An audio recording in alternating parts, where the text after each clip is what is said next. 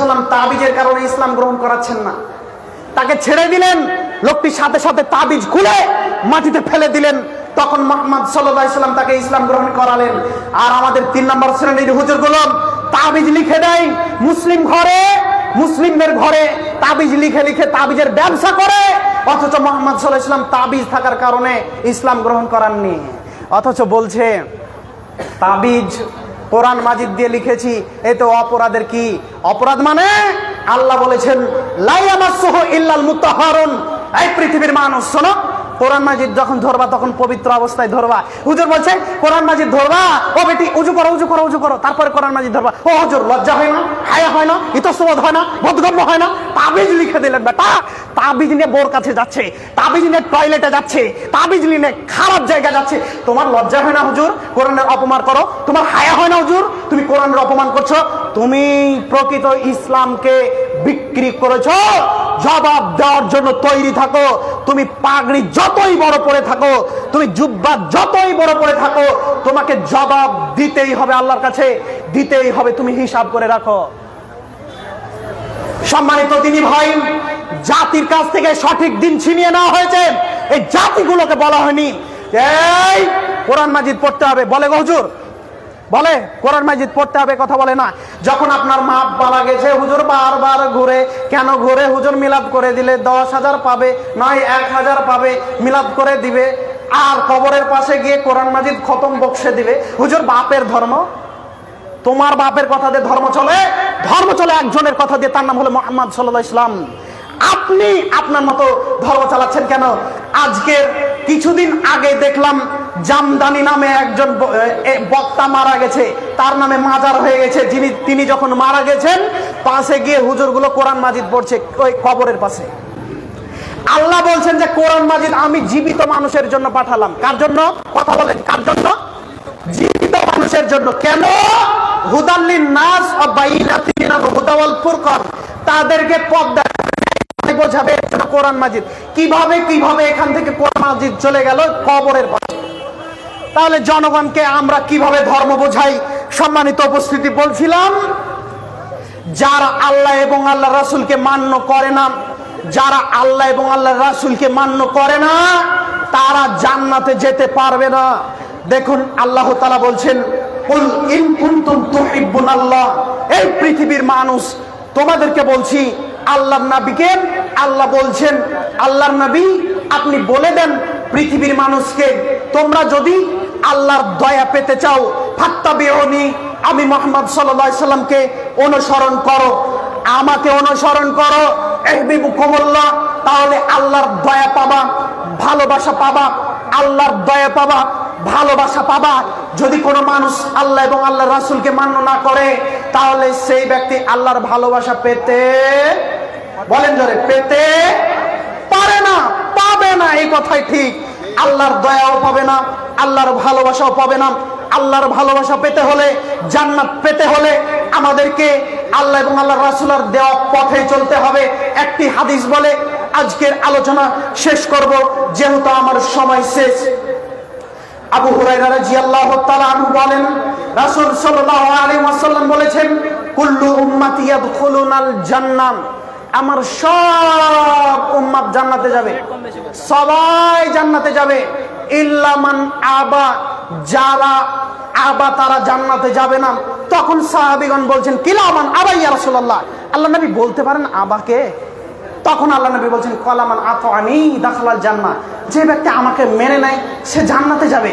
Oman আসানি ফাকাদ আবা, যে ব্যক্তি আমাকে মানে না সে জাহান্নামে যাবে। এবার বলেন আহলুল হাদিসরা, এমন কোন মানুষ নেই যারা কোরআন এবং হাদিস পেশ করার পরে মানব না এই কথা বলে? এই কথা বলে? আজ হুজুরের সামনে যখন কোরআন মাজিদ পেশ করা হয়, আমাদের প্রিয় ভাই ব্রাদার রাহুল হোসেন রুহুল আমিন ওই যে মোবাইল ঠিক করতে করতে আজকে বিদাতীদের ঘুম হারাম করে দেয়নি? ঘুম হারাম দিয়ে করে দিয়েছেন। এক পর্যায়ে যখন পড়াশোনা শুরু করতে লাগলেন, পড়াশোনা শুরু করলেন, আবু দাউদ খুলে যখন দেখালেন, হুজুর এখানে তো বুকে হাত বাঁধার হাদিস, তখন বলছে এই ব্যাটা কবে ইহুদি হয়ে গেল। বুঝতে পারলেন না ব্যাপার? হুজুর দলিল দিবে না, হুজুর বলবে বড় হুজুর বলেছে। আবার কি ঠাকুর যেমন জনগণের মাথায় টুপি পরিয়ে রাখে, বেদের কাছে যেতে দেয় না। বেদ পড়া যাবে না, পুরাণ পড়া যাবে না, ঠাকুর পড়বে। এই দেশের মাটিতে যারা হুজুর আছে তারা কোরআন মাজিদকে ওইভাবে ন্যাকড়ায় জড়িয়ে জনগণের টাকে তুলে দিয়েছে, তোমাদেরকে পড়তে হবে না, আমরা পড়লেই হবে। আর হুজুর জনগণকে চুষে একেবারে খালি করে দিল। বাপ মারা গেল 10,000, বাপের 40, আবার 3,000। হুজুর ফতোয়া দিয়েছে, এই কিছুদিন আগের ঘটনা বলছি। হুজুর ফতোয়া দিয়েছে, শেষ করি একটু। হুজুর ফতোয়া দিয়েছে, একজন ভাই বউকে তালাক দিয়েছেন 2 বার। হুজুর এসে ফতোয়া দিয়ে দিয়েছে যে বউ তালাক হয়ে গেছে, এখন হালালা করা লাগবে। হালালা কি? হুজুরের সাথে সকালে বিবাহ দিয়ে হুজুর বিকেলে ছেড়ে দিবে, তারপরে বিবাহ করবে। এই কথা বলে ওই জনগণের কাছ থেকে 3,000 টাকা নিয়েছে ওই ভাইয়ের কাছ থেকে। এই ফতোয়া দিয়ে 3,000 মেরেছে। আমার কাছে ফোন করে কাকতি মিনতি করছে, ভাইজান আপনার বক্তব্য অনেক শুনেছি ইউটিউবে, দয়া করে আসুন ভাইজান। আমি বললাম যাব না। এক পর্যায়ে বলল সব দায়িত্ব আমার। জনগণের সামনে গিয়ে 40 মিনিট আলোচনা করলাম, ওর বিদ্যাকে পুঁতিয়ে দিয়ে আসলাম। এরপরে ওই ছেলেটা হুজুরকে ফোন করে বলছে, ও হুজুর, আমি আজকে আপনার এই নীতিকে ত্যাগ করলাম, আমার কাছে সব দলিল মজুদ আছে, আপনি আসেন পুজিয়ে নেন কথা। যদি পুজিয়ে দিতে পারেন তাহলে টাকা আপনার, আর যদি পুজিয়ে না দিতে পারেন তাহলে টাকা ফেরত দিতে হবে। হুজুর আজও ফোন ধরেনি, হুজুর ফতোয়া দিয়ে 3,000 নেই। হুজুরের মুখটা দেখলে দেখতে পান না? আপনার বাপ মারা গেছে, কত কষ্ট, তাই না ভাই বলেন? কত কষ্ট, বাপ মারা গেছে আর হুজুরের 500 টাকা কম হয়ে গেছে, তাকিয়ে আছে 500 লাগবে, তারপরে মন ভরবে। হুজুর বারবার ঘুরছে, বুঝতে পারেন না? আরে হুজুর আপনাকে ফকির করার জন্য আছে, হুজুর আপনাকে লুটার জন্য আছে। এই হুজুরের মুখে, এই হুজুরের বিদ্যার মুখে লাথি মারতে হবে। পারবেন না ইনশাল্লাহ? ইনশাল্লাহ হুজুর যদি কোরআন এবং হাদিস থেকে কথা বলতে পারে তাহলে জাতির সামনে কথা বলবে না, বলবে না। সর্বোপরি একটি কথা, আলোচনা দীর্ঘ, অল্প সময়ে আলোচনা করা সম্ভব নয়। যেটুকু আলোচনা করলাম মূলত শিরক আর বিদাতের সাথে আমরা আপোষ করব না। শিরক আর বিদাত কোনোদিন করব না। পাপ করলে মানুষ ক্ষমা পায়, শিরক করলে পরকালে মানুষ ক্ষমা পায় না। মানুষ যদি বিদাত করে, পৃথিবীর মাটি থেকে বিদাত করে পরকালে যায়, তাহলে হাউজে কাউসারের পানি পান করতে পারবে না। অতএব সাবধান থাকুন। সম্মানিত দিনী ভাই, আপনার জীবন পরিবর্তন করার জন্য যে কথাগুলো বললাম আমল করার চেষ্টা করবেন। এই যুবক, তোমাদেরকে বলছি, মুসলমানের বাচ্চা বলে দাবি করো, তোমার লজ্জা হয় না কেন?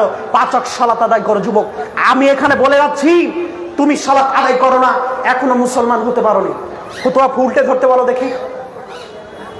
5 ওয়াক্ত সালাত আদায় করবে, তুমি মুসলমান, তুমি হিন্দু নও। তুমি নিজেকে হিন্দু বলে পরিচয় দাও না, তুমি মুশরিক বলে পরিচয় দাও না, ইহুদি খ্রিস্টান বলে পরিচয় দাও না, তুমি মুসলমান বলে পরিচয় দাও। অতএব তুমি 5 ওয়াক্ত সালাত আদায় করবে ইনশাআল্লাহ। চেষ্টা করবে, সালাত ছেড়ে দিও না। পরকালে তোমাকে বাঁচতে হবে, স্বার্থপর হতে শিখো। তোমার সম্পদ তুমি ছেড়ে দিলে, আর তোমার স্ত্রী সম্পদ, তোমার ছেলে মেয়ের সম্পদ গড়ছো, আর নিজের সম্পদ গড়তে হবে না ভাই, গড়তে হবে না। অতএব চালাক হতে শিখো, স্বার্থপর হও। ওই স্বার্থপর নয় যেটা মানুষের ক্ষতি করে, ওই স্বার্থপর হও মানুষের উপকার করে নিজের লাভ হয়, এই স্বার্থপর হও।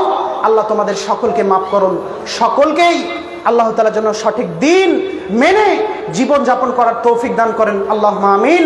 সম্মানিত দিনী ভাই, সকলে চেষ্টা করবেন কোরআন এবং হাদিস অনুযায়ী আমল করার। আল্লাহ আমাদের সকলকে কবুল করুন, আল্লাহুম্মা আমিন। এখান থেকে আমি আলোচনা শেষ করলাম। আপনাদেরই ছেলে এলাকায় হয়তো আজকে আসলাম, অনেক জায়গায় যায় আলহামদুলিল্লাহ আলোচনা করতে। আমার জন্য সকলেই দোয়া করবেন, অন্য কিছু চাই না, সকলেই দোয়া করবেন মন খুলে ইনশাআল্লাহ। আল্লাহ যেন আমাকে দ্বীনের খাদেম হিসেবে কবুল করেন, আল্লাহুম্মা আমিন। ওয়া আখিরু দাওয়ানা আলহামদুলিল্লাহি রাব্বিল আলামিন। সুবহানাকাল্লাহুম্মা ওয়া বিহামদিকা, আশহাদু আল্লা ইলাহা ইল্লা আনতা, আস্তাগফিরুকা। ওয়াসসালামু আলাইকুম ওয়া রাহমাতুল্লাহি ওয়া বারাকাতুহু। ওয়া আলাইকুম আসসালাম ওয়া রাহমাতুল্লাহি ওয়া বারাকাতুহু। আমাদের এলাকারই অত্যন্ত তরুণ যুবক ছেলে ইসরাফিল সালাফি অত্যন্ত বলিষ্ঠ কণ্ঠে খুব গুরুত্ব